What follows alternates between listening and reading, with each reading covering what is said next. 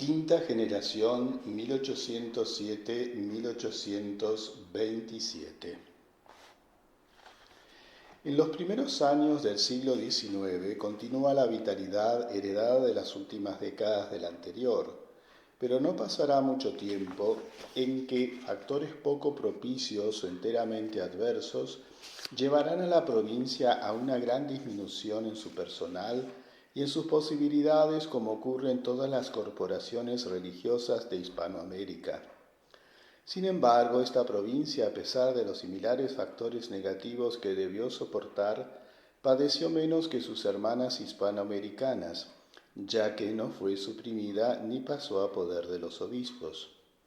Podría afirmarse que el siglo se abre con buenas perspectivas, pues en 1802 se inaugura una cátedra de filosofía en el convento de Tucumán. En 1806 y 1807 tienen lugar las fracasadas invasiones inglesas y la iglesia de Santo Domingo de Buenos Aires adquiere una gran importancia en la historia de la ciudad y del país, entre otros motivos por ser depositaria de los trofeos británicos. Sin embargo, ya podemos anotar el primer factor negativo de importancia. La bula Intergraviores obtenida por el rey Carlos IV en 1804, que prácticamente divide la orden al separar las provincias de España, Hispanoamérica y Filipinas del resto de la misma, y los acontecimientos que suceden en Europa y América en los años subsiguientes, traen como consecuencia la incomunicación con los maestros generales, que en esta provincia se prolonga hasta 1835. En 1808 hay 200 religiosos, de los cuales 169 sacerdotes, 17 novicios y estudiantes y 14 cooperadores. De los primeros 35 son misioneros, párrocos, tenientes curas o capellanes. El padre José Ignacio Grela es capellán del virrey Santiago de Liniers, y fray Julián Pedriel, el confesor del obispo de Buenos Aires, Benito de Loe y Riega. En diciembre de 1809 y enero-febrero de 1810, en cumplimiento de una disposición del virrey Baltasar Hidalgo de Cisneros, que responde a la determinación de una real cédula del 20 de diciembre de 1806, fueron incorporados a esta provincia los 3 conventos de la región de Cuyo, Mendoza, San Juan y San Luis, pertenecientes hasta entonces a la de Chile. Con esto el número de conventos se eleva a 11 y el de religiosos a 222, según el informe oficial de 1813. Con esto llegamos a la Revolución de Mayo de 1810, que se inicia en Buenos Aires, a la que los dominicos adhieren de modo manifiesto. En el Cabildo Abierto, celebrado el día 22, la orden estuvo representada por el prior del convento, fray Manuel Alvariño, y el padre José Ignacio Grela, por ausencia del provincial Isidoro Celestino Guerra, quien luego de incorporar los conventos de Cuyo, se encontraba realizando la visita canónica a los de Córdoba, La Rioja, Tucumán y Santiago del Estero. En el Cabildo Abierto porteño, los padres Alvariño y Grela se manifestaron decididamente favorables a la cesación del virrey y la formación de una junta de gobierno como las creadas en España. Esta junta se constituyó definitivamente el 25, día que se considera el comienzo de la Revolución. El padre Guerra, por su parte, asistió con el prior local, fray Andrés Rodríguez, al Cabildo Abierto de San Miguel de Tucumán, realizado el 25 de junio, en el cual adhirieron a la Junta de Buenos Aires. En todas las asambleas similares que efectuaron los cabildos del interior, los priores expidieron en el mismo sentido. Uno de los principales factores que explican esta adhesión de los dominicos al movimiento emancipador es el hecho de que la inmensa mayoría eran nacidos en el país, y los contados españoles llegados a América en su niñez o en su juventud habían ingresado a la orden en el convento de Buenos Aires. Otro factor determinante fue la amistad que tenían con muchos de los dirigentes, y más aún el espíritu de familia, por ser algunos de ellos hijos de terciarios estrechamente vinculados con la orden. Lo eran, entre otros, Cornelio de Saavedra, presidente de la primera Junta del Gobierno, y los generales José de San Martín y Manuel Belgrano, máximos próceres argentinos.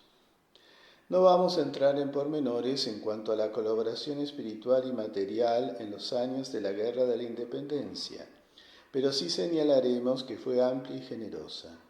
Podemos destacar el apoyo que prestaron a San Martín en Cuyo y a Belgrano en Santa Fe y Tucumán. En el Congreso de Tucumán, que proclamó la independencia argentina el 9 de julio de 1816, tuvo una actuación destacadísima Fray Justo de Santa María de Oro, diputado por San Juan, que sostuvo la forma republicana de gobierno en momentos en que la mayor parte de los congresistas se inclinaba por la monarquía. También debemos señalar que por moción suya, el Congreso proclamó por aclamación a Santa Rosa de Lima patrona de la independencia argentina. Si bien pertenecía al convento de la Recoleta de Santiago de Chile, sus más destacados méritos consisten en haber sido diputado del Congreso de Tucumán y primer obispo de Cuyo, la primera diócesis de la Argentina independiente, en 1834. No tardan en llegar los años críticos. Ya en julio de 1815, por un decreto del Supremo Dictador del Paraguay, José Gaspar Rodríguez de Francia, queda separada de la provincia el convento de Asunción, que será suprimido en 1824, como todos los de dicho país. En los primeros años de la década de 1820, tienen lugar las llamadas reformas eclesiásticas por parte de los gobiernos de algunas provincias y la orden dominicana, como sus similares, sufre la expoliación de los conventos situados en ella. El 10 de abril de 1823 se lleva a efecto el principal, el de Buenos Aires, que en el año anterior contaba con 60 sacerdotes, 7 estudiantes y 9 hermanos cooperadores. Poco después sucedía lo mismo con los de San Juan y San Luis, intentándose otro tanto en Mendoza, sin lograr la supresión. Estas expoliaciones significaron un duro golpe para la provincia, a lo que hay que añadir la incomunicación con Roma y la constante disminución del personal que se produce desde los años de las guerras de la independencia. Suprimido el convento de Buenos Aires, el de Córdoba se convirtió de nuevo en principal y logra reemplazarlo satisfactoriamente, siendo la única casa de formación. Por otra parte, la orden dominicana fue la única que recuperó los conventos expropiados, el de San Juan en 1827 y más tarde el de Buenos Aires en 1835 y finalmente el de San Luis en 1906.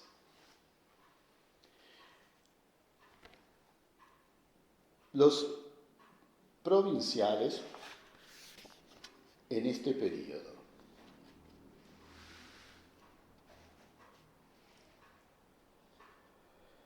Fray Isidoro Celestino Guerra, 1807-1811. Carecemos de datos acerca de su nacimiento, niñez y primera juventud. No se conservan sus papeles de ingreso en el convento de Santo Domingo de Buenos Aires, en los que seguramente constaba su origen y la institución en que había realizado ante entonces estudios superiores. Solo tenemos conocimiento de que era porteño, pues las actas del capítulo provincial de 1787 lo mencionan como hijo de la ciudad y convento de Buenos Aires. Nació en la capital del Plata por el año 1747. Las referencias que tenemos son las actas de los capítulos provinciales de 1779 y 1783, que solicitan grados académicos para él. El primero le asigna 32 años de edad y el segundo 37, cifras que nos llevan respectivamente a los años 1746 y 1747. Preferimos quedarnos con el segundo. El primer dato seguro con que contamos es el de su toma de hábito en el convento de Santo Domingo, que tiene lugar el 2 de febrero de 1766, juntamente con los jóvenes Andrés y Agustín Rodríguez y Juan Silverio Celis, de manos del provincial Juan Ignacio Ruiz de la Fuente. Su maestro de novicios es el padre Antonio González, más tarde 2 veces provincial. Emite sus votos el 6 de febrero de 1767, también ante el provincial Ruiz de la Fuente y con los mismos compañeros. Como consta en el libro de estudios conventual, tanto Guerra como Andrés Rodríguez se inscribieron en el primer año de teología, el mismo día en que vistieron el hábito previa aceptación por parte de las autoridades del estudio dominicano de sus certificados de 3 años de filosofía hechos anteriormente. ¿En dónde los habían cursado? Probablemente eran seminaristas del clero secular y habían estudiado en el Colegio de San Ignacio, que en la práctica fue el seminario de Buenos Aires hasta el extrañamiento de los jesuitas, ocurrido a mediados del año siguiente. Guerra y Andrés Rodríguez, al ingresar en el convento, eran jóvenes de casi 20 años el primero y de algo más el segundo. De todos modos, podemos estar seguros que habían estudiado la filosofía tomista, pues de lo contrario no podían ser admitidos a cursar la teología en un convento dominicano. La brillantez con que el joven Guerra realizó sus estudios teológicos está reflejada en el libro de estudios, a pesar de ser tan escueto y muchas veces hasta incompleto, al registrar el movimiento intelectual del convento. Con todo, no es difícil detectar quiénes eran los mejores alumnos, principalmente en teología, por cuanto eran designados para los diversos actos académicos, ya privados con el profesor de la materia y los compañeros de curso, o la totalidad de los estudiantes y en ocasiones en presencia de la comunidad conventual, ya públicos ante un determinado auditorio. En este aspecto lo encontramos exponiendo 12 temas de teología escolástica el 29 de mayo de 1767. Estos actos, que consistían en la exposición de una tesis o de una serie de tesis, y luego en su defensa frente a las objeciones del opositor u opositores, se llevaba a cabo en general durante todo el día, o sea, por la mañana y por la tarde, estando a cargo de distintos profesores y estudiantes. Pero en este caso el hermano Guerra estuvo encargado de las 2 sesiones. Pero donde podemos apreciar sus calidades de estudiante es el hecho de haber sido designado como expositor en el acto académico realizado en Santa Fe el 15 de noviembre del mismo año, en homenaje al capítulo provincial realizado allí en esos días. Para ello se trasladó a dicha ciudad acompañando al rector, y en esa ocasión expuso 6 tesis de teología dogmática y las defendió frente a las dificultades opuestas por el mismo rector y titular de la cátedra. El 15 de noviembre de 1768 defiende conclusiones públicas con su compañero Fray Andrés Rodríguez, y el 18 de septiembre de 1769 en el concurso para la cátedra de filosofía del padre Silverio Nicolás Rodríguez, el padre José Mariano del Castillo y el hermano Guerra son los encargados de las objeciones. A fines de 1769, estando para terminar el 4º año de teología y por lo tanto su carrera de estudios, se presenta con su compañero Andrés Rodríguez para obtener el título de lector, es decir, de profesor de filosofía y teología. Para ello, el provincial, llamado a concurso, y los aspirantes debían inscribirse en el término de un mes, previa aprobación del prior del convento y del rector del estudio. Una vez que habían firmado, se sorteaba el punto a tratar por cada uno y se les daba 24 horas para prepararlo, transcurridas las cuales debían exponerlo durante 1 hora y durante otra responder a las objeciones. En el caso que nos ocupa, proclamado el concurso por el provincial Fray Francisco Domingo Cuenca el 23 de octubre de 1769, se inscribieron los hermanos Guerra y Rodríguez. Guerra firmó y sacó punto el día 26 y 27, hizo su exposición, explicando por el espacio de 1 hora completa la cuestión que le salió, que fue sobre la física an totum realiter distinguatur a suis partibus simul sumptis et unitis, y del mismo modo defendió una hora de argumentos. Haciendo de opositores el padre Silverio Nicolás Rodríguez y fray Andrés Rodríguez. Al día siguiente, en la exposición de su compañero, el padre José Mariano del Castillo y el hermano Guerra tuvieron a su cargo las objeciones. Estos concursos, como era de estilo, fueron presididos por el provincial y contaron con la presencia de toda la comunidad. El 6 de noviembre el provincial requirió el parecer de los profesores y demás vocales acerca de la suficiencia de los dos concursantes, resultando aprobados por unanimidad en votación secreta. En consecuencia, el día 11 se les otorgaban los diplomas de lector, con lo que daban término a su carrera de estudiantes y podían comenzar la docencia. Sin embargo, en aquellos tiempos y hasta mucho después, es decir, mientras hubo abundancia de religiosos y por lo mismo un elevado número de graduados, la alta docencia no comenzaba de inmediato. El lector o profesor recién recibido se iniciaba enseñando latín. El hermano Guerra dictó el curso superior de esta asignatura desde principios de 1770 hasta el 22 de abril del año siguiente, en que presentó sus alumnos a examen y todos fueron aprobados para pasar a filosofía. Por otra parte, normalmente, un estudiante se recibía de lector siendo ya sacerdote. No sucedió así con el hermano Guerra, seguramente por falta de edad, pues para ello se requerían 24 años cumplidos. No es el único caso, y hemos visto en la misma situación estaba su compañero fray Andrés Rodríguez, que se ordenó en diciembre de 1770. En abril de dicho año, Guerra recibía la orden del subdiaconado y en enero de 1771 la del diaconado. Y aunque su ordenación sacerdotal no se encuentra en el registro de provincia, estimamos que tuvo lugar en los primeros meses de 1772, por cuanto el libro de estudios en fecha del 27 de enero de ese año lo menciona todavía como hermano, y el 25 de agosto rinde su primer examen de confesor.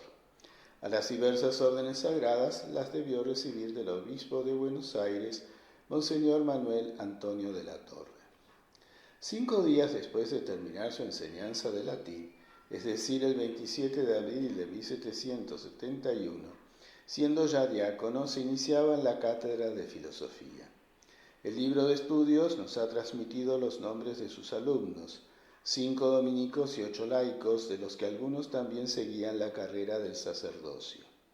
Los primeros eran los hermanos Dionisio Gómez, que falleció poco después, Francisco Díaz, Pedro José Jiménez, Juan José Chambo y José Feliciano Aguiar.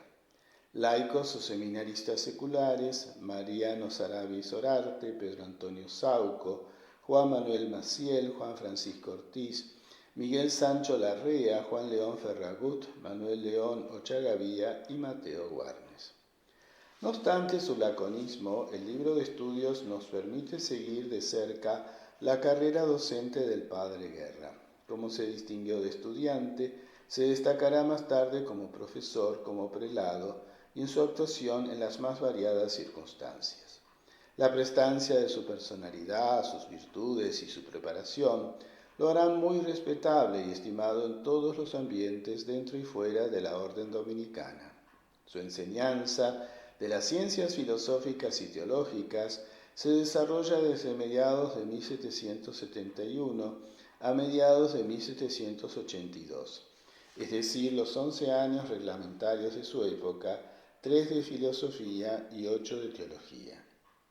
Además de dictar clases, los lectores o profesores de filosofía y teología debían demostrar su solvencia doctrinal y su capacidad dialéctica en los actos académicos, estando obligados a defender tesis de su materia en las llamadas conclusiones públicas, 2 veces al año los de filosofía y una las de teología. Todo esto se cumplió escrupulosamente el padre Guerra, como consta en el libro de estudios. En honor a la brevedad, no vamos a seguir paso a paso su enseñanza.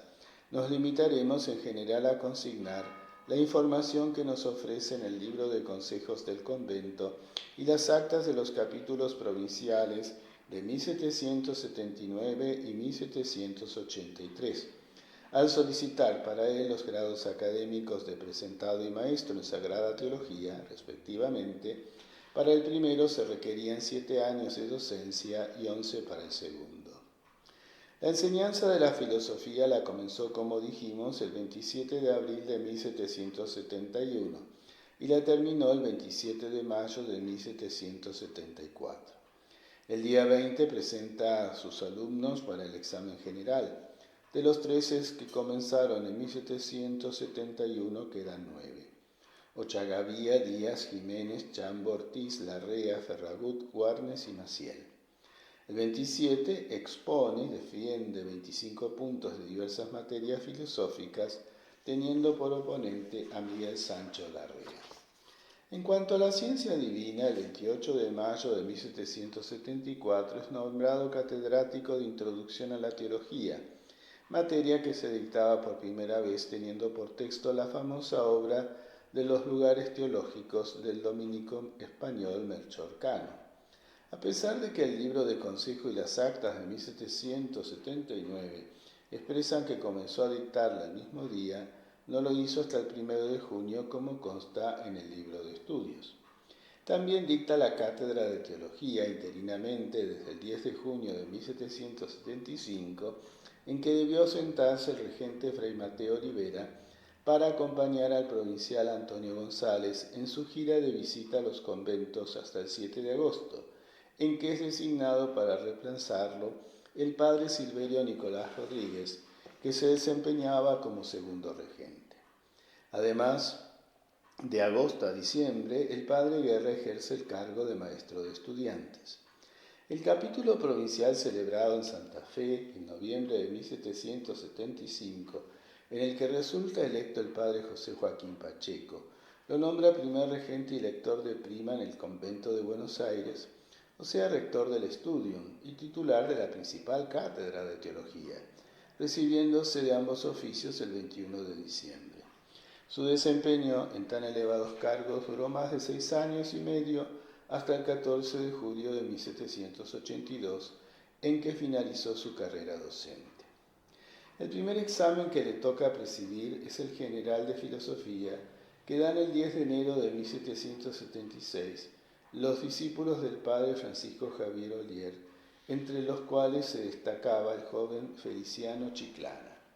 De los alumnos del padre Guerra, en los años que enseña teología, podemos mencionar a los dominicos Juan José Chambo, José Antonio Sañudo, José Feliciano Aguiar, Francisco Moramillán, José Mansilla, Martiniano Míguez, Gregorio Pizarro Grimau, José Silva, Julián Pedriel, Carlos Molina, Francisco Millán, Fernando Madera, Francisco Santos, Matías Jiménez, Domingo Melo, Simeón Barbolejo, Vicente Carrera, y los clérigos Juan José Ortiz y Juan Gregorio Cerda, Juan Manuel Jiménez, Francisco Silva y Diego Mansilla.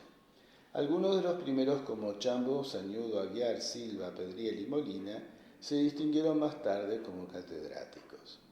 En cuanto a la calidad de su enseñanza, podemos deducirla de las expresiones laudatorias de los capítulos provinciales, generalmente muy parcos en elogios de cualquier naturaleza.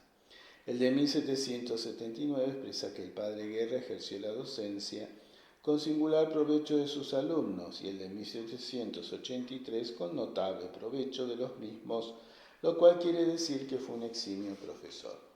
Parece que tardó en llegarle el grado de presentado que solicitara el capítulo de 1779, ya que en el de 1783 figura solo como lector pretérito o profesor que ya no ejercía la docencia. El de maestro en Sagrada Teología, supremo grado académico, pedido por el capítulo de 1783, le fue conferido por el maestro general de la Orden, Fray Baltasar de Quiñones, el 6 de enero de 1786, ocupando la vacante producida por el fallecimiento del maestro y exprovincial Fray Juan José de la Plaza. Sus compañeros de promoción fueron los padres Silverio Nicolás Rodríguez, José Mariano del Castillo y Cipriano Gil Negrete. Después de terminar su carrera docente, el padre Guerra continuó en Buenos Aires, dedicado a diversas actividades, a pesar de que su salud estaba resentida de tal manera que en base a una certificación de los cirujanos Miguel García Rojas y Joaquín Ferrero del 26 de agosto de 1782, el médico del convento Manuel Duarte le recomendaba ir a la Banda Oriental por un tiempo. El capítulo provincial de 1783, en el que aparece como director de la Tercera Orden, incluye su nombre entre los designados como examinadores en el convento porteño, junto con el padre Sebastián Urquía, el exprovincial Francisco Domingo Cuenca, el primer regente Carlos Suero y el segundo regente Manuel de Torres. Estos tenían por oficio examinar a los candidatos a ingresar en la orden, como también a los que iban a profesar o recibir las órdenes sagradas. En 1787 el capítulo lo designa notario apostólico, con los padres maestros Francisco Domingo Cuenca, Feliciano Suárez de Cabrera, Cipriano Gil Negrete, Antonio González y José Joaquín Pacheco. Ambas designaciones de examinador y notario apostólico son renovadas en capítulos posteriores. También por aquellos años, el obispo diocesano lo nombra examinador sinodal. En el capítulo de 1787 aparece como prior de Córdoba, pero no llegó a desempeñar aquel cargo porque le fue admitida la renuncia que presentó por razones de salud. A principios de diciembre de 1790 era electo prior de Buenos Aires. Al terminar su período, el padre maestro José Mariano del Castillo. La elección fue confirmada el 9 de dicho mes por el provincial Silverio Nicolás Rodríguez y en ese mismo día aceptó en presencia del Consejo de Provincia. La administración del padre Guerra comienza el 19 de enero de 1791 y finaliza el 2 de agosto de 1794, porque al terminar su periodo en diciembre del año anterior, el provincial Feliciano Suárez de Cabrera lo nombra vicario del convento, y en ese concepto continúa hasta hacer entrega a su sucesor, que fue Fray Andrés Rodríguez, su antiguo compañero. Notablemente positiva fue la gestión del padre Guerra al frente del convento.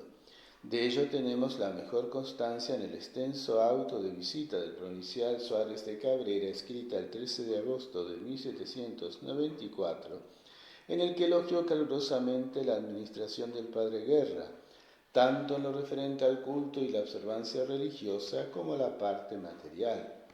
No solo la aprueba, sino que también la propone como modelo para sucesores en el cargo, y le agradece en nombre propio y de la comunidad por las singularísimas ventajas que en lo temporal y espiritual han resultado al convento de su gobierno. Siendo prior es elegido primer definidor en el capítulo provincial de 1791. También entonces se le designa definidor general, o sea, delegado de la provincia al capítulo general de la orden. Además, se le encarga que adquiera cierta cantidad de ejemplares del Catecismo Romano de San Pío V para los noviciados de la provincia y del Manual de Filosofía del dominico italiano Salvador María Rosselli para las casas de estudio. Por su parte, el 16 de febrero de 1792, el provincial Suárez de Cabrera, de viaje al Paraguay, lo nombra su vicario para los conventos del Río de la Plata, Córdoba y Tucumán. Creemos que además de su reconocida capacidad, uno de los factores que contribuyeron a facilitar su acción de gobierno fue el gran prestigio de que gozaba en la ciudad y entre las autoridades civiles y eclesiásticas. Pero esta vez demostraría poseer no solo una inteligencia privilegiada en el orden especulativo, sino también en el práctico. Puede afirmarse que la mayor empresa que acometió fue la edificación del nuevo convento, o sea, de la parte antigua del actual. Sin duda era una vieja aspiración de todos, pero no podía concretarse por cuanto desde 1751 la comunidad estaba empeñada en la construcción del actual templo, que pudo considerarse terminado en 1790, si bien le faltaba una de las torres y algunos detalles complementarios.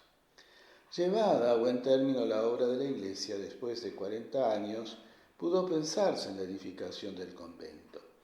Pero el padre Guerra no solo emprendió su realización, sino que fue su arquitecto y constructor. en donde pudo haber adquirido conocimientos de arquitectura y de construcción. A falta de toda información al respecto, creemos que algo aprendió en el convento viendo edificar la iglesia.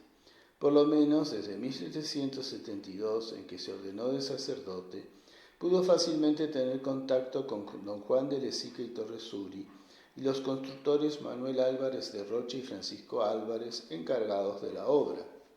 Como esto no sería suficiente, es probable que sus conocimientos también pueden tener origen en su amistad o trato con Juan Bautista Macella, Isidro Lorea, el ingeniero militar lusitano José Custodio de Sá y Faría y otros entendidos en arquitectura de aquella época. A pesar de haberse perdido mucha documentación, resulta claro que el prior Guerra fue el autor de los planos del nuevo convento y el director de la obra. El 11 de febrero de 1792 comenzaban los trabajos, que se interrumpieron hacia 1799. El 18 de mayo de dicho año, don Manuel Rodríguez de la Vega, antiguo benefactor, ofrecía 4.000 pesos a favor de la fábrica de ese convento, que corre por la dirección y gobierno del muy reverendo padre maestro fray Isidoro Celestino Guerra, principal autor de su plano diseño, deseoso yo de que se aproveche de su economía, conocimientos y amor que tiene a la obra, antes de que algún futuro acontecimiento les prive de este extraordinario tesoro. A principios de 1802, estando detenido de nuevo la obra, el administrador de la misma, don Juan Antonio de Lezica y Osamis, en carta del 13 de marzo al prior fray José Antonio Sañudo, propone continuarla con arreglo al plano aprobado al maestro fray Isidoro Celestino Guerra, e insiste en que éste retome su dirección. En la aceptación de la propuesta por parte del convento, se lo llama reiteradamente principal director. A partir de entonces carecemos de datos referentes a esta edificación. El capítulo provincial de noviembre de 1795 le encomendó la elaboración de un plan de estudios para los centros de formación de la provincia, Buenos Aires, Córdoba y Asunción. A mediados de marzo del año siguiente lo presentaba el provincial Manuel de Torres para su aprobación. Sin entrar en pormenores, diremos que se puede dar una idea de su importancia con solo expresar que estuvo en vigencia hasta fines del siglo XIX. El padre Carrasco, previa a una introducción, lo publicó en 1944. Ya es tiempo de que comencemos a tratar las relaciones del padre Guerra con los Belgrano. El matrimonio formado por don Domingo Belgrano Peri y doña María Josefa González Casero estaba ligado al convento de Santo Domingo desde hacía muchos años. Él había ingresado en la Tercera Orden Dominicana el 29 de septiembre de 1754 y su consorte el 20 de abril de 1760. Sus restos, como los de sus hijos fallecidos antes de la secularización de los cementerios porteños, descansan en el interior del templo, y Manuel tuvo su sepultura y tiene su mausoleo en el atrio del mismo. Las relaciones del padre Guerra con los Belgrano probablemente comenzaron en la década de 1770 y se consolidaron en la siguiente cuando fue director de la Tercera Orden. Parece evidente que de los religiosos del vecino convento, con varios o muchos de los cuales tuvieron amistad, ninguno estuvo tan ligado a la familia como nuestro biografiado. A pesar de que no se conserva correspondencia epistolar, existe una documentación que manifiesta claramente su singular amistad. Esta documentación se refiere a Manuel Belgrano y a su madre. La primera vez que aparece el padre Guerra en algo que tiene que ver con los Belgranos es el estampar su firma en la aceptación por parte del convento de una propuesta de doña María Josefa. Don Domingo había fallecido el 24 de septiembre de 1795, siendo sepultado frente al altar de la Virgen del Rosario, junto al ingreso del actual camarín. En los primeros días de diciembre, su viuda, al colocar una lápida en la sepultura, ofrecía al convento un lavamanos de jaspe blanco, a condición de que ella y sus hijos pudieran descansar en el mismo sagrado recinto. Esta propuesta fue aceptada por el Consejo Conventual del que formaba parte el padre Guerra. Pero hay un hecho que sale de lo común e indica a las claras los quilates de aquella amistad. El 29 de noviembre de 1798, doña María Josefa otorgaba poder a dos de sus hijos y futuros albaceas, el presbítero doctor Domingo Estanislao y Francisco Belgrano, para hacer su testamento una vez fallecida. En este poder solo se reservan los derechos de elegir sepultura, nombrar albaceas e instituir herederos. Las restantes disposiciones las deja en un papel escrito de letra del muy reverendo padre maestro fray Isidoro Celestino Guerra, firmado a mi ruego y en mi nombre por el infraescrito escribano Pedro Núñez, el cual cerrado he entregado a dicho reverendo padre fray Isidoro, religioso de la Orden de Predicadores, para que, llegado el caso de mi fallecimiento y no antes, lo pase a los dichos mis hijos podatarios, a fin de que, teniendo por formal comunicato y en parte de mi testamento, hecho de mi libre y espontánea voluntad, todo cuanto en dicho papel dejo prevenido, le sirva de gobierno para formar el testamento. Doña María Josefa falleció el 19 de agosto de 1799 y fue sepultada en Santo Domingo al lado de su esposo. El padre Guerra entregó a los albaceas dicho papel, que conservaba en pliego cerrado, y el 17 del mismo mes concurría una citación del escribano Núñez para corroborar su autenticidad. Poco después, el 24 de septiembre, el presbítero doctor Domingo Estanislao y Francisco Belgrano presentaban ante el escribano el testamento de su madre, escrito de acuerdo a las disposiciones del poder otorgado y de las disposiciones confiadas por ella al padre Guerra. En los años subsiguientes estuvo dedicado a continuar la edificación del convento. Mientras tanto, como todos los habitantes de Buenos Aires, tuvo que vivir las experiencias de las invasiones inglesas, principalmente las del principio de julio de 1807, en que las tropas británicas ocuparon el convento. En octubre de 1807 viajó a Córdoba para asistir al capítulo provincial que se realizó entre el 9 y el 16 de noviembre. En el primero de estos días resultó elegido prior provincial por unanimidad de votos para el período 1807-1811, elección que fue recibida por todos como las más expresivas muestras de contento, según las actas del capítulo. El padre Guerra sucedía a su compañero de noviciado, estudios y profesorado, fray Andrés Rodríguez, que se había desempeñado entre 1803 y 1807. El provincialato, carga pesada de por sí, resultaba más aún para él, que ya había cumplido los 60 años y no gozaba de buena salud. Por otra parte, la situación europea y sobre todo la invasión napoleónica a España, de manifiesta repercusión en sus dominios ultramarinos, traía aparejados una serie de problemas, comenzando por la dificultad en las comunicaciones con el vicario general de España.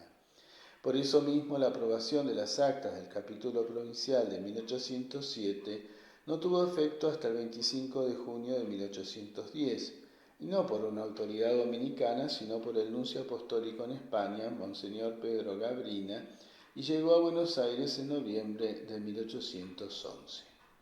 No obstante ser un hombre de estudio y de vida conventual, el padre Guerra no se desentendía de los problemas políticos. Está entre los numerosos simpatizantes de la princesa Carlota de Borbón, que, desechando a Bonaparte, buscaban en ella la legitimidad de Fernando VII, cautivo en Francia. Su nombre figura en la lista que el agente portugués Felipe Contucci envía el 15 de noviembre de 1808 al gobierno de Río de Janeiro, quien la comunica al embajador británico Lord Stranford, y éste a su vez la envía al primer ministro Jorge Canning el 29 de dicho mes en forma confidencial. Allí figuran los nombres de personajes de nota, casi todos criollos, de Buenos Aires, Córdoba, Mendoza, Tucumán, Santa Fe, Asunción, Chuquisaca. Entre los eclesiásticos encontramos, además de Guerra, a los dominicos Gregorio Torres, Julián Pedriel y al franciscano Cayetano Rodríguez. Del clero secular, el de Anfunes, Saturnino Segurola, Diego Estanislao Zabaleta, Domingo Estanislao Belgrano, José León Planchón.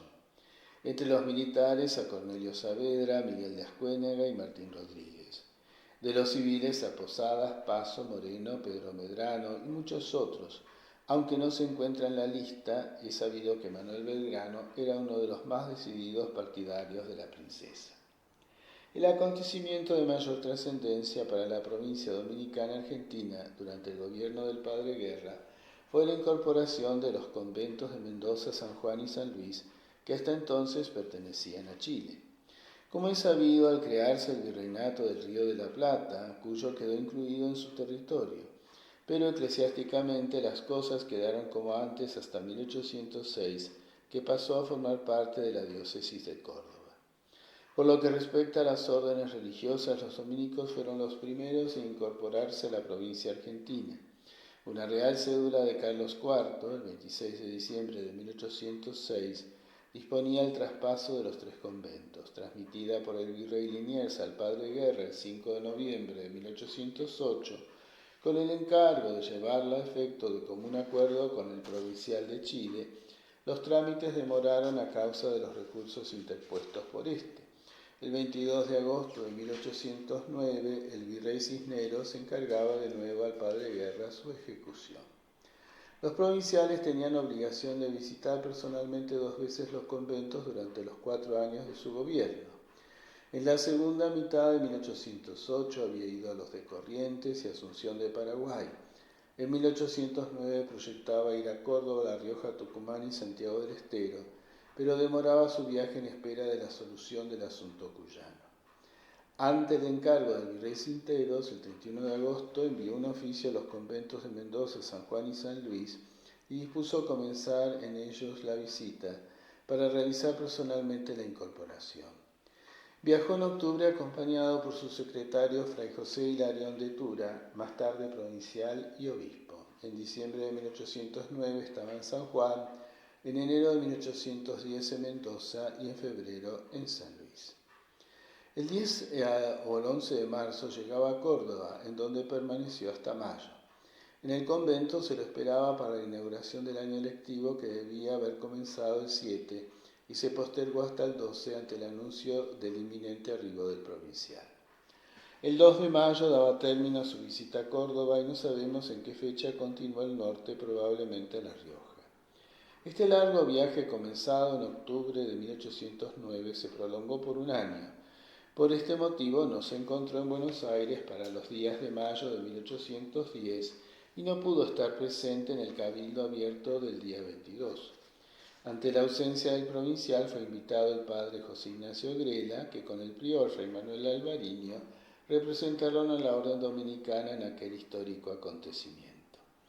Su ausencia de Buenos Aires no impidió al padre Guerra adherir al movimiento emancipador y hasta trabajar por él. De ello tenemos constancia por una carta de Liniers a Zarratea del 10 de julio de 1810, en que lo llama, no sin exageración, fanático e infernal promotor de la insurrección en Tucumán y Santiago del Estero.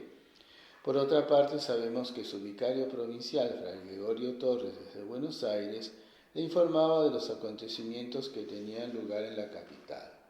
Su carta del 24 y 25 de mayo al padre Guerra es la primera crónica de la Revolución.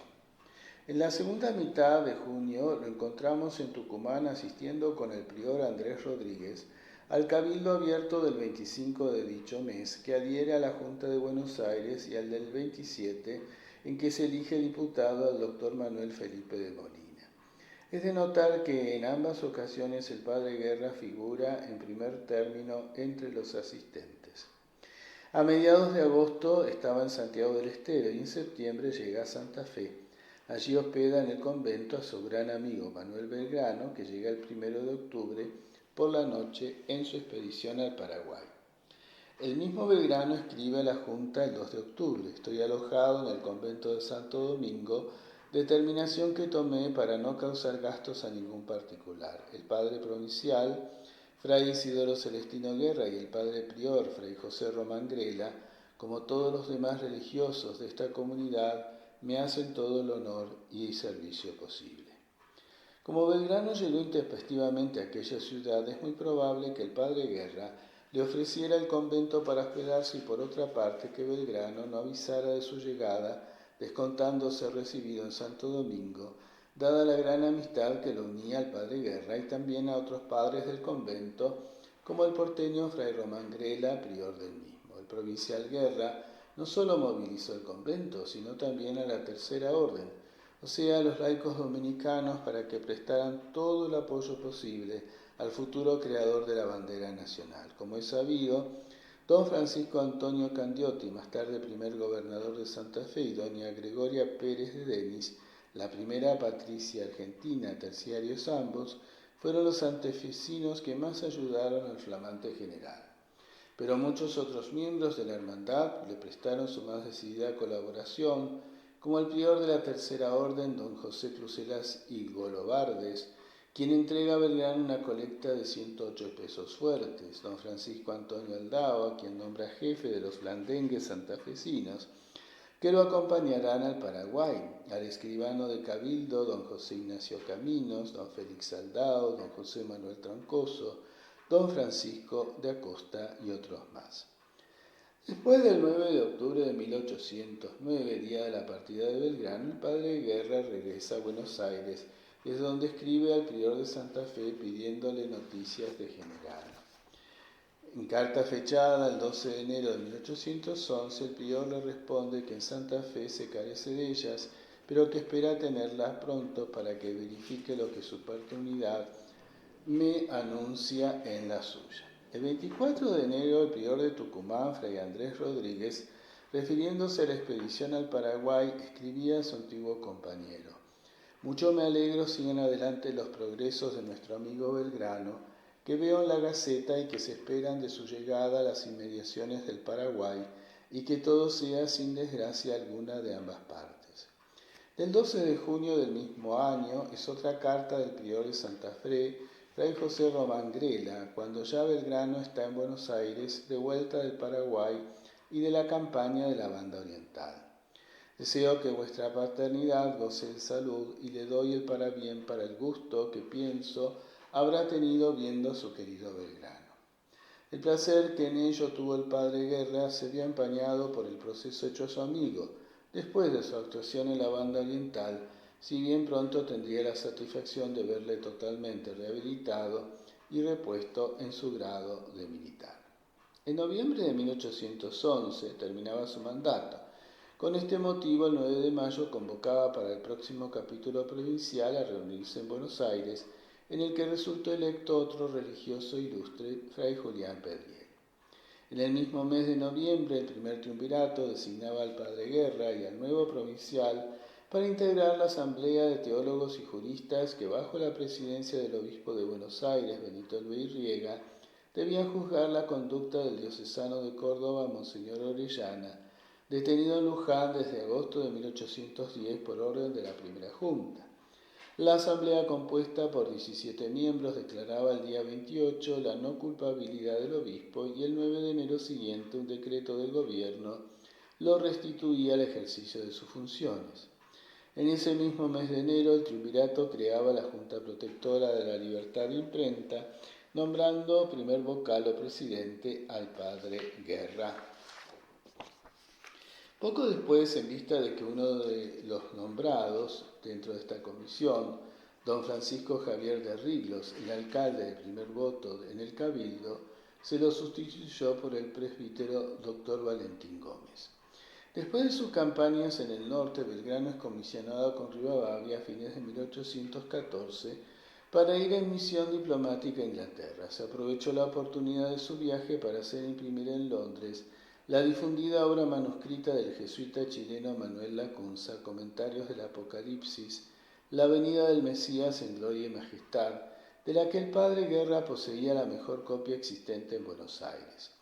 Belgrano la llevó a principios de 1816, año en que dicha obra fue editada en Londres en 4 volúmenes.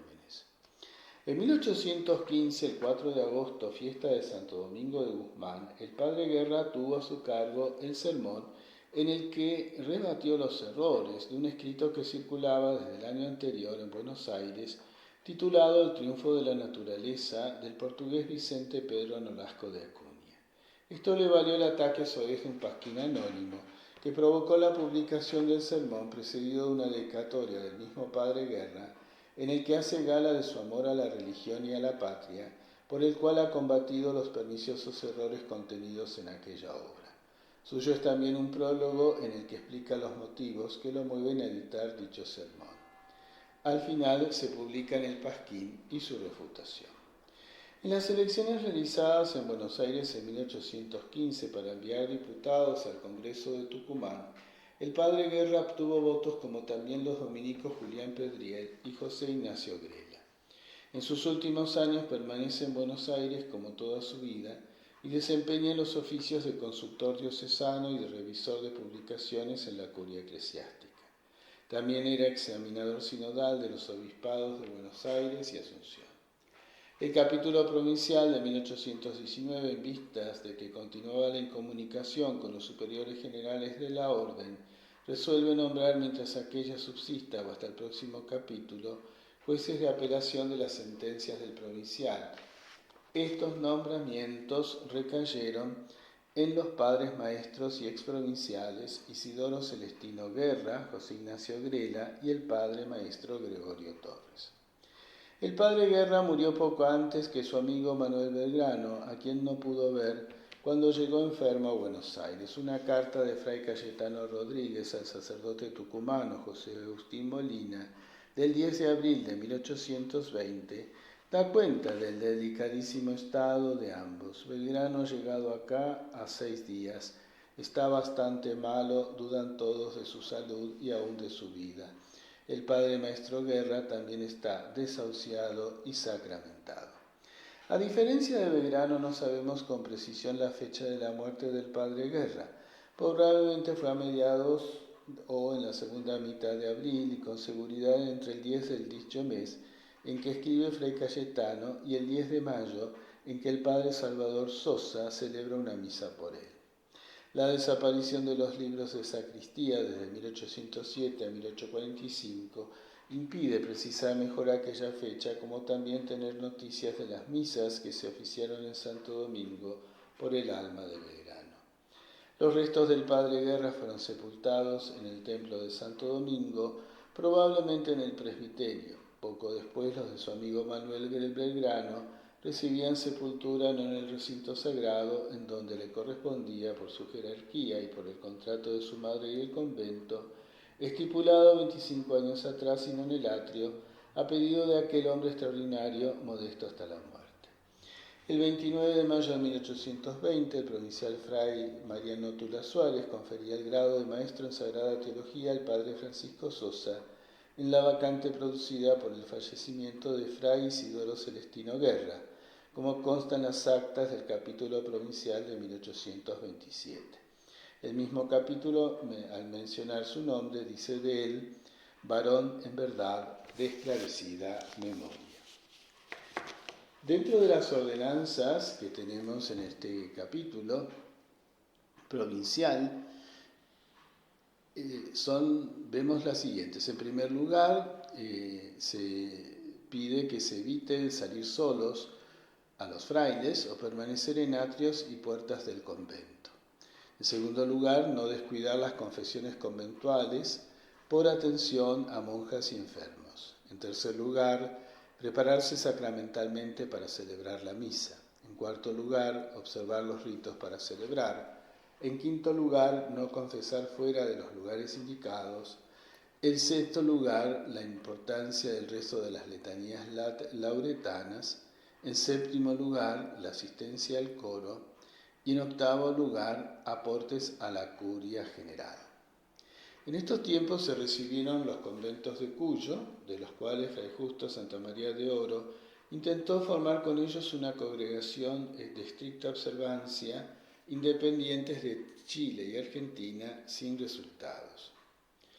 Es tiempo de calamidades, por eso el padre Guerra invita a redoblar la observancia, especialmente contra las doctrinas de los libertinos. Se seguirán situaciones anómalas a partir de 1811 por la Revolución, independencia y guerras civiles internas, rompiéndose las relaciones con la Santa Sede hasta 1835. Capítulo provincial celebrado en Buenos Aires en 1811, provincialato hasta 1815. Es elegido el padre Fray Julián Pedriel. Sacerdote, catedrático, orador y escritor, nació en la ciudad de Buenos Aires en el año 1751. Por línea paterna tenía parentescos con los Pueyrredón, Dupuy y Dogan, y por la materna con los Islas, Ladrón de Guevara, Chaveros y Garay, de conocida figuración en la conquista. Habiendo profesado en la Orden de Predicadores en 1778, acompañado de 8 condiscípulos, efectuó el largo y penoso viaje hasta Chuquisaca para obtener la ordenación sacerdotal. Versado en filosofía y en ciencias sagradas, fue catedrático durante varios cursos cuando las aulas del convento dominicano de Buenos Aires ilustraban a más de 200 alumnos de enseñanza elemental y superior. De él habíase dicho al comienzo de su profesorado: es el más joven entre los aspirantes, empero el de mayor madurez en agudez de ingenio y en vastedad de conocimientos. En su orden desempeñó los cargos de lector, predicador, prior, catedrático y provincial. Fue director de la Casa de Ejercicios de esta ciudad hasta la época de su fallecimiento y en vida de su fundadora, la hoy santa María Antonia de la Paz y Figueroa, de la que fue confesor y consejero. A la muerte de esta esclarecida mujer en 1799, pronunció su oración fúnebre, notable pieza oratoria, que fue publicada en folletos y reproducida en varias de las obras referentes a la fundadora. El padre Pedriel fue examinador sinodal de los obispados del Tucumán, Buenos Aires y Paraguay, calificador del Santo Oficio de la Inquisición, revisor y censor de libros y escritos. Concurrió demostrando la valentía de su temple a la Junta de Notables convocada por los ingleses en los breves días de su dominación en 1806. La amplitud de su versación lo obligó a menudo a intervenir en graves asuntos de conciencia o relacionados con la Iglesia y el Estado. Recorrió la banda oriental del Uruguay acompañando al obispo Luis Riega, habiendo visitado Córdoba, La Rioja, Tucumán y Salta. La aparición del padre Pedriel en la vida pública coincidió con el movimiento emancipador de 1810, cuando había pasado ya los 60 años y circundaba a su persona una aureola de respetabilidad. Electo provincial de su orden el 9 de noviembre de 1811, manifestó y defendió públicamente sus sentimientos favorables al nuevo orden de cosas creadas. Inicióse en su cargo con la proclama circulada a los 222 frailes dominicos de su jurisdicción, recomendándoles celosamente el amor a la patria recién nacida. Estaba escrita en latín clásico y académico desde el punto de vista enteramente nuevo. Apoyaba su sentir personal en la doctrina de Santo Tomás de Aquino, diciendo: el amor a la patria, en cuanto se funda en la caridad, es la más sublime de todas las virtudes, pues por ella se revela la virtud común respecto a todos los hombres, y a la particular respecto de aquellos que, o por necesidad o dignidad o gratitud, se hallan vinculados a nosotros.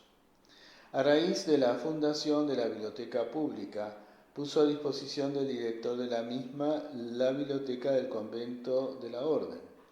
El 12 de julio de 1812 dirigió al gobierno un oficio concebido en estos términos: los religiosos dominicos de esta capital, decididos con principios eternos a sostener en cuanto esté de su parte el sistema de la patria y auxiliar las empresas del Estado, no sabiendo esperar al efecto las insinuaciones de vuestra excelencia con antelación a ella, han entregado en el laboratorio de artillería la única pequeña e inútil campana que tenían, y me piden que en contestación al oficio del 6 del corriente suplique a vuestra excelencia quiera admitir la ingenua gratísima de cuantas tienen para convocar a los fieles al culto de Dios, que nunca mejor servido que cuando convertidas en morteros y cañones, se apliquen por urgente necesidad a la defensa de sus templos vivos y de la causa.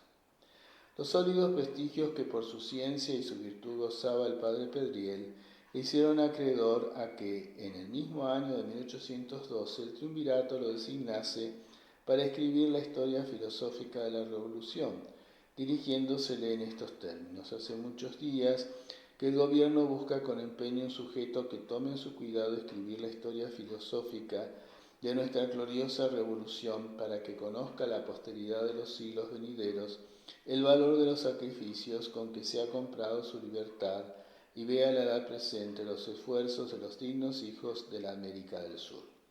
A fin ha fijado sus miras sobre la benemérita persona de vuestra reverendísima, confiando que aceptará esta penosa pero patriótica comisión y consagrará a la formación de la obra algunos momentos que le dejen libres sus graves atenciones. Si vuestra paternidad reverendísima tiene la bondad de admitir el cargo, se le franquearán todos los archivos del Estado y el gobierno, y te impondrá el influjo de sus respetos para hacer venir los documentos que no existan y que sean necesarios por concepto de vuestra reverendísima. Aceptada la honrosa designación, el padre Pedriel se dedicó de lleno a su tarea, retirándose a la estanzuela donde estuvo trabajando 17 meses hasta el 27 de enero de 1814, en que el triunvirato, por imperiosas circunstancias económicas, decidió suspender la obra, disponiendo que su autor la cerrase y enviase lacrada para ser custodiada hasta que variasen las circunstancias. Hasta el presente no se han encontrado las piezas de esta interesante obra, ignorándose si pueden ser halladas todavía en algún archivo. El padre Pedriel falleció en Buenos Aires el 25 de mayo de 1816. Diversos historiadores han estudiado su personalidad, tales como Vicente Fidel López, Juan Guastavino y los padres Jacinto Carrasco y Reginaldo de la Cruz Saldaña Retamar. Entre las ordenaciones que impuso la provincia, el capítulo provincial de 1811, fueron las siguientes. Primero, nombramientos para los centros de estudios de San Juan y Mendoza. También en ellos a los predicadores generales. Se pide el cambio de residencias a los predicadores generales ancianos. Es erigido en convento el Hospicio de Corrientes, y también se emiten algunas normas litúrgicas y de vida común referidas a los viajes.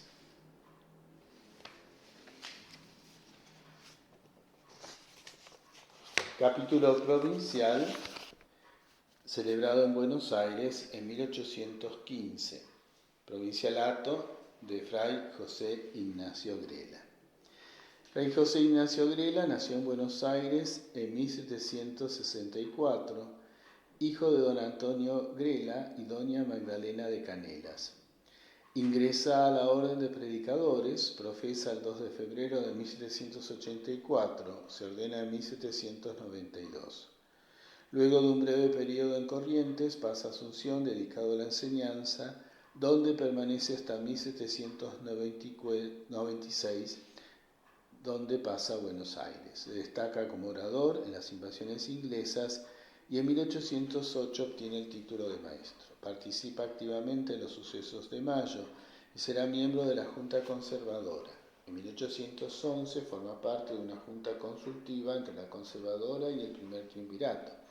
En 1815 fue nombrado provincial. En 1819 juez de apelaciones.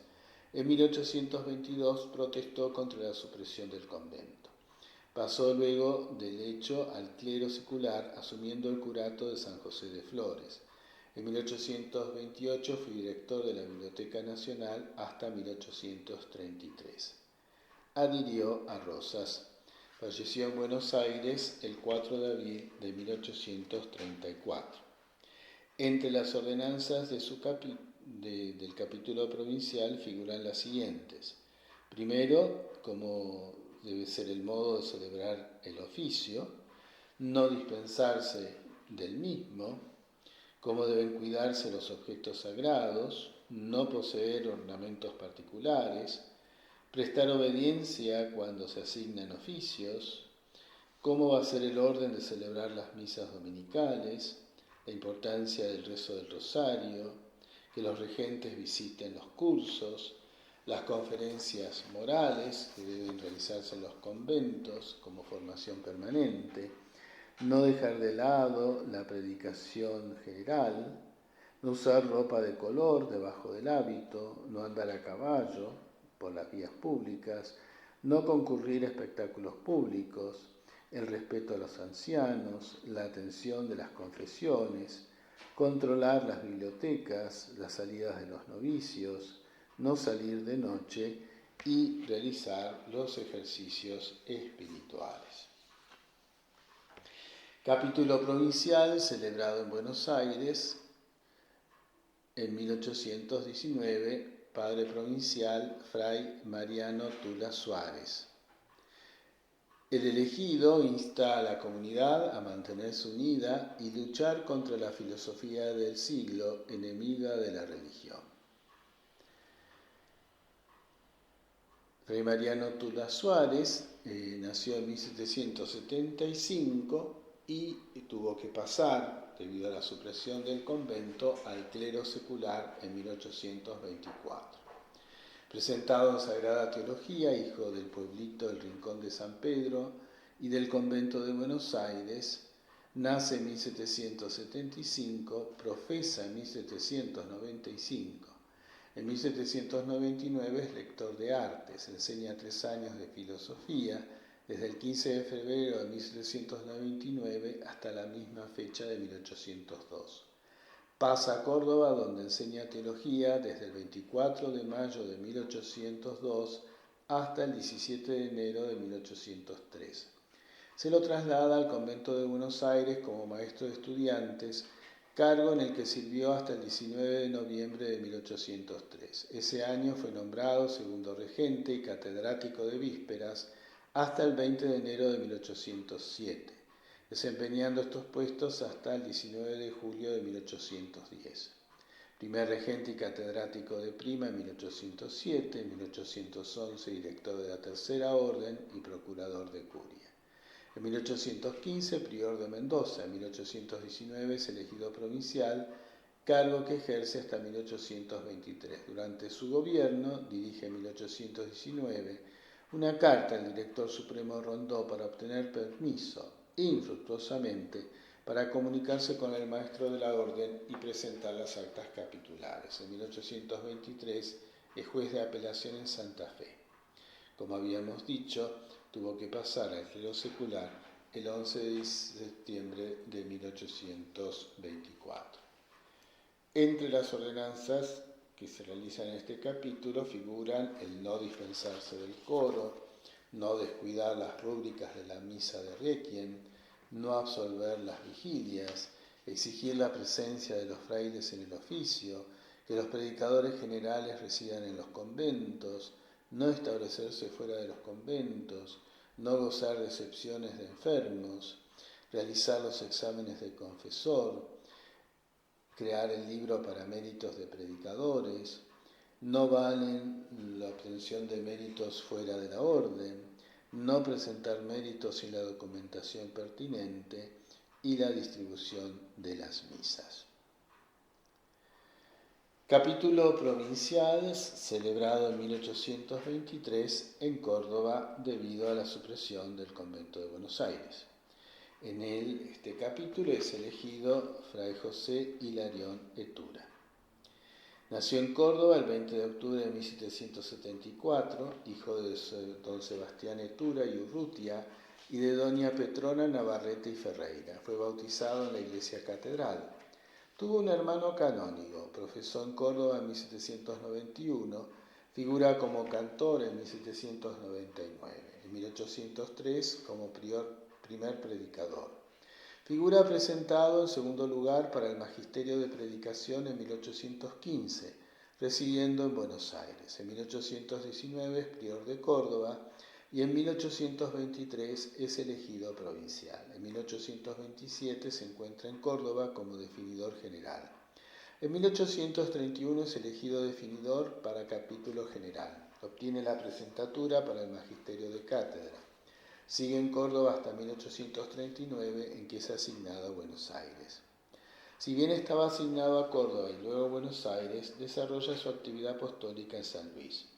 Fue párroco de Renca en el periodo de 1830 a 1834, una antigua población del nordeste de San Luis, a orillas del río Conlara, Santa Rosa. El pueblo se levanta en un valle serrano y de ensueño, con Carán, que declina suavemente hacia el oeste. Desde 1753 existe allí la devoción de Nuestro Señor de Renca, que anualmente concentra la atención de los fieles de la región cuyana y aún de Chile al celebrar el 3 de mayo la fiesta que le ha dado un lugar prominente en el calendario folclórico nacional.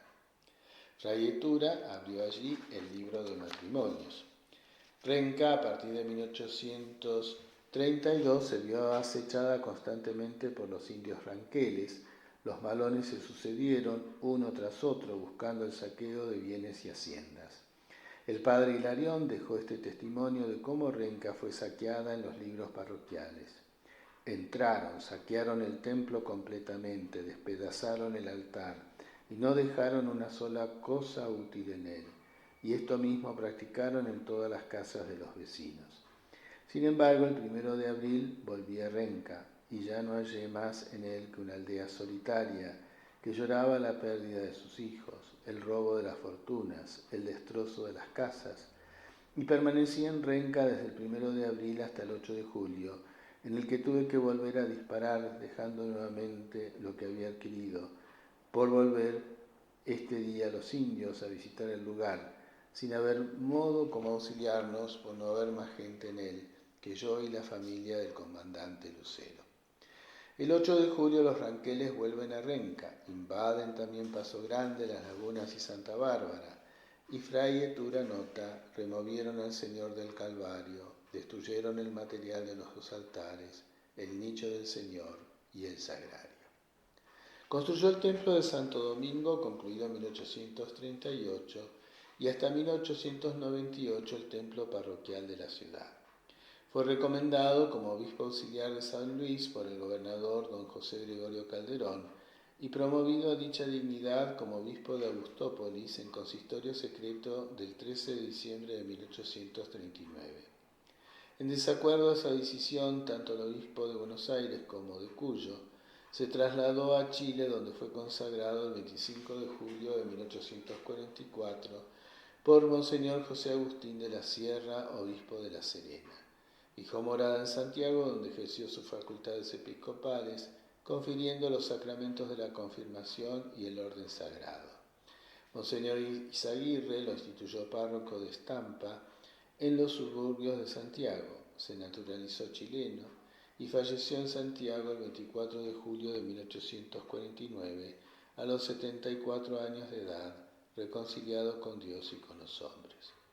Sobre él se puede consultar la obra escrita por Fray Reginaldo Saldaña Retamar, el obispo de Augustópolis, muy reverendo Padre Maestro Ilustrísimo, don Fray José Hilarión de Tura y Ceballos. Se lamenta Fray Jacinto Carrasco que el Padre José Hilarión de Tura, que terminó su provincialato en este capítulo de 1827 y murió de obispo en Chile en 1849. Es inútil buscar en las actas de 1851 alguna indicación al respecto. No hay nada. Es cierto que al consagrarse de obispo un religioso dominicano deja de pertenecer a su provincia y convento, y en ese sentido los capitulares no se creerían obligados a aumentarlo, pero en uno no recordar a un obispo salido de sus filas.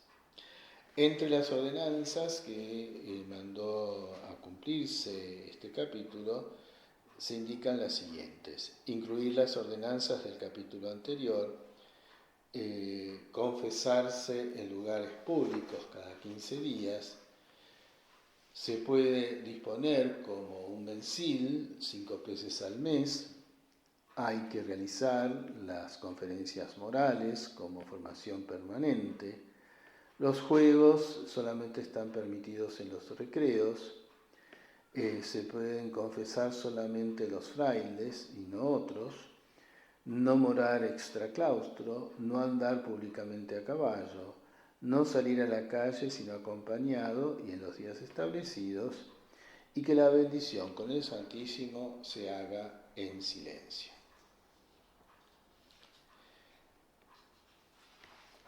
Con este capítulo terminamos esta quinta generación que se extiende de 1807 a 1827.